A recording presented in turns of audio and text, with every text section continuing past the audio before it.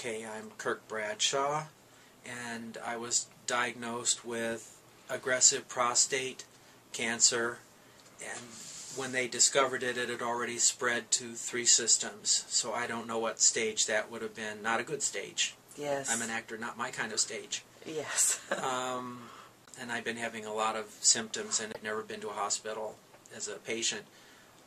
Really didn't know what was going on, except that I was in a lot of discomfort. And I was called into the office on the last day of December, and the first thing I heard from the head nurse was, after she looked at my papers and said, "Do you have any next of kin?"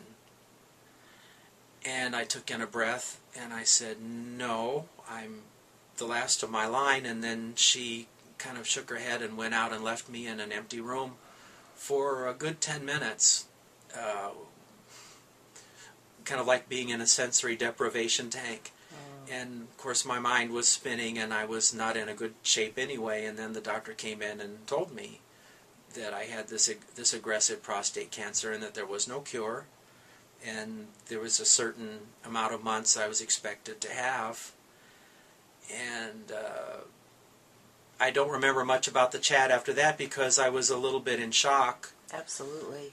And I remember they were very kind, but by that time the kind of mental damage was done, and I remember kind of wandering out into the snow and wind with all my records under my arm, like he said, "I'm a surgeon and I can't help you."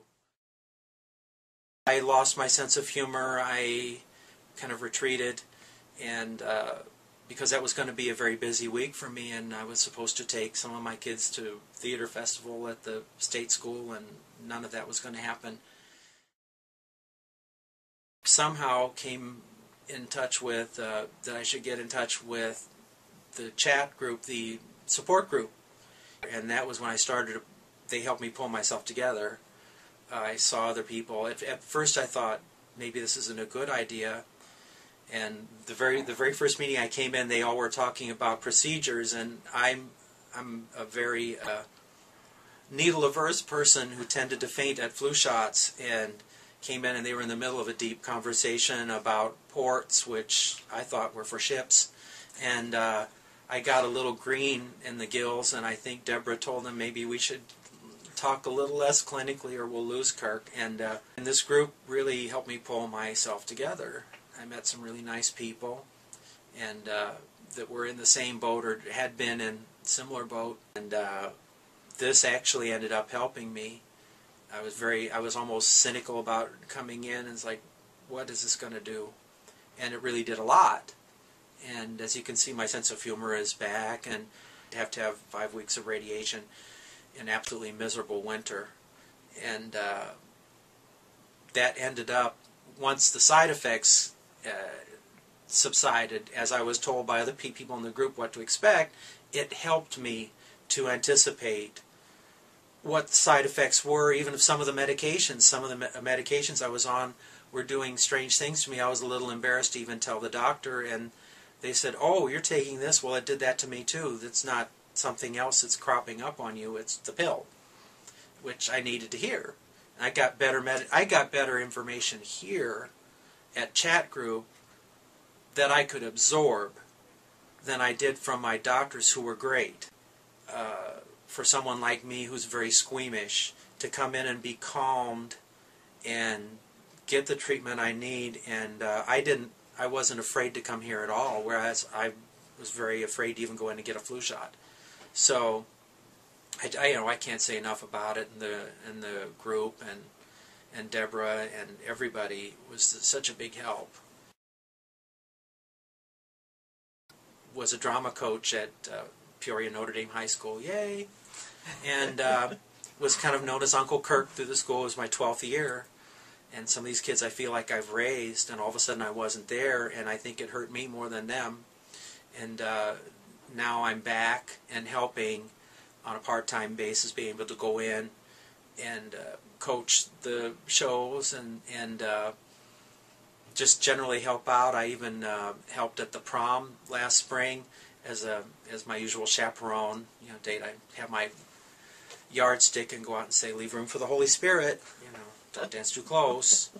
And they laugh, and the response of, being able to come back to the school and have everybody come into the office and give hugs, and that was just great to be well enough to have something to contribute again, because when I first found out about this disease, I wasn't of any help to anybody. I just wanted to be at home and tranquilized, and I was, at the very first, I was just thinking about hospice, or even, sad to say, I was really thinking suicidal thoughts, like, maybe this is not a train that I want to get on, the destination's no good.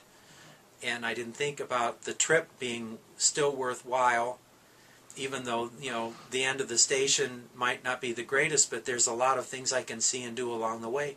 And I'm back to doing a lot of it. And so I feel useful again. That's what I wanted to get to. Just, I've seen some people come in first time and were just as messed up as I was, and by the end of just one session, they were doing better.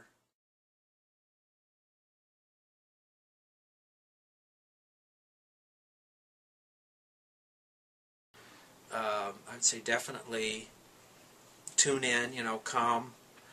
I'd been very athletic, and I ran an hour a day and took all the vitamins you were supposed to that were supposed to be great, and lifted weights before I'd go to school, and the last thing I ever expected was something like this. This was like a Pearl Harbor. I was not sleeping. I'd wake up in panics, and panic attacks were really bad, and if I don't sleep, then it wears you down. But the group is a great arbiter of information. It just was very, very good, very useful.